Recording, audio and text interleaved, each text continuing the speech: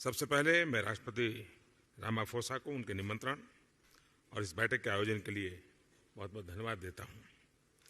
BRICS business council को 10वीं वर्षगांठ पर बहुत बहुत बधाई और शुभकामनाएं देता हूं। पिछले 10 वर्षों में ब्रिक्स बिजनेस काउंसिल ने हमारे आर्थिक सहयोग को बढ़ाने में बहुत महत्वपूर्ण भूमिका निभाई है। 2009 में जब ब्रिक्स की पहली समिट आयोजित की गई थी तब विश्व एक बड़े आर्थिक संकट से बाहर आ रहा था। उस समय ब्रिक्स वैश्विक अर्थव्यवस्था के लिए एक आशा की किरण के रूप में उभरा था। वर्तमान समय में भी कोविड महामारी, तनावों और विवादों के बीच विश्व आर्थिक चुनौतियों से जूझ रहा है। ऐसे समय में ब्रिक्स देशों के एक बार फिर महत्वपूर्ण भूमिका है। फ्रेंड्स, वैश्विक अर्थव्यवस्था में उथल-पुथल के बावजूद भारत आज विश्व की फास्टेस्ट ग्रोइंग मेजर इकोनॉमी है। जल्द ही भारत $5 ट्रिलियन इकोनॉमी बन जाएगा।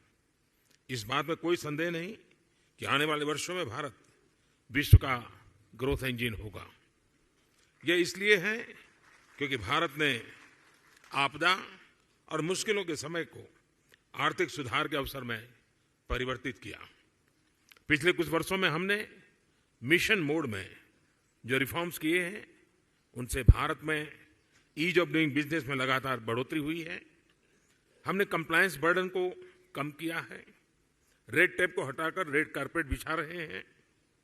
जीएसटी और इंसॉल्वेंसी एंड बैंक्रप्सी कोड के लागू होने से इन्वेस्टर कॉन्फिडेंस बढ़ा है। रक्षा और अंतरिक्ष जैसे क्षेत्र जिनको प्रतिबंधित माना जाता था आज प्राइवेट सेक्टर के लिए खोल दिए गए हैं। हमने पब्लिक सर्विस डिलीवरी और गुड गवर्नेंस पर विशेष रूप से ध्यान केंद्रित किया है।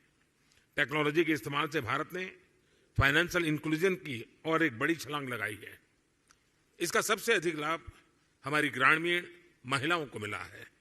आज एक क्लिक से भारत में करोड़ों लोगों को डायरेक्ट बेनिफिट ट्रांसफर किए जाते हैं।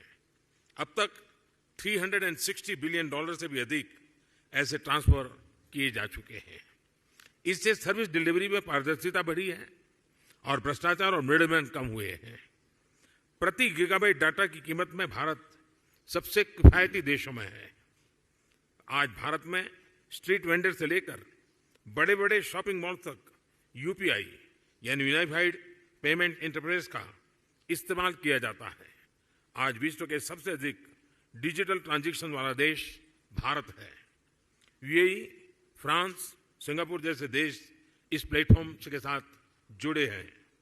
ब्रिक्स देशों के साथ भी इस पर काम करने के लिए अनेक संभावनाएं हैं।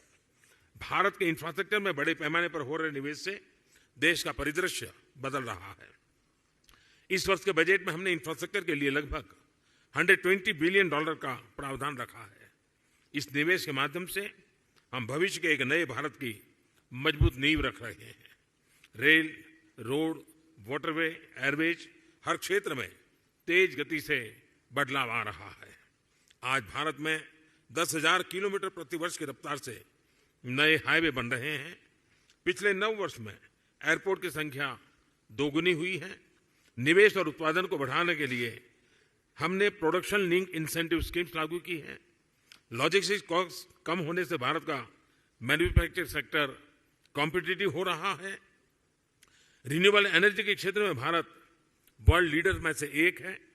हम भारत को solar energy, wind energy, electric vehicles, green hydrogen, green ammonia जैसे क्षेत्रों में ग्लोबल मैन्युफैक्चरिंग हब बनाने के लिए सक्रिय रूप से कदम उठा रहे हैं। स्वाभाविक है कि इससे भारत में रिन्यूएबल टेक्नोलॉजी का एक बड़ा मार्केट बनेगा। आज भारत में विश्व का तीसरा सबसे बड़ा स्टार्टअप इकोसिस्टम है। भारत में इस समय 100 से भी अधिक यूनिकॉर्न है। आईटी, टेलीकॉम, फिनटेक, एआई और सेमीकंडक्टर्स जैसे क्षेत्रों में हम make in India, make for the world के विजन को आगे बढ़ा रहे हैं। इन सभी प्रयासों का सामान्य जन के जीवन पर प्रत्यक्ष रूप से सकारात्मक प्रभाव पड़ा है। पिछले 9 वर्षों में लोगों की आय में लगभग 3 गुना वृद्धि हुई है। भारत के आर्थिक विकास में महिलाओं की सशक्त भागीदारी रही है। आईटी से लेकर स्पेस तक बैंकिंग से लेकर हेल्थ केयर तक महिलाएं पुरुषों के साथ कंधे से कंधा मिलाकर देश की प्रगति में योगदान दे रही है। भारत के लोगों ने 2047 तक एक विकसित राष्ट्र बनाने का संकल्प लिया है। फ्रेंड्स, मैं आप सभी को भारत की विकास यात्रा में शामिल होने के लिए आमंत्रित करता हूं। कोविड महामारी ने हमें रेजिलिएंट और इंक्लूसिव सप्लाई चेन्स के महत्व को सिखाया है। इसके लिए आपसी विश्वास और पारदर्शिता बहुत ही महत्वपूर्ण है। हम एक दूसरे की ताकतों को जोड़कर पूरे विश्व, खासतौर पर ग्लोबल साउथ के कल्याण में महत्वपूर्ण योगदान दे सकते हैं। एक्सेलेंसी, मैं एक बार फिर ब्रिक्स बिजनेस जगत के लीडर्स को उनके योगदान के लिए बधाई देता हूं। इस मीटिंग के शानदार आयोजन के लिए मैं मेरे मित्र राष्ट्रपति रामाफोसा का भी आभार व्यक्त करता हूं। बहुत बहुत धन्यवाद।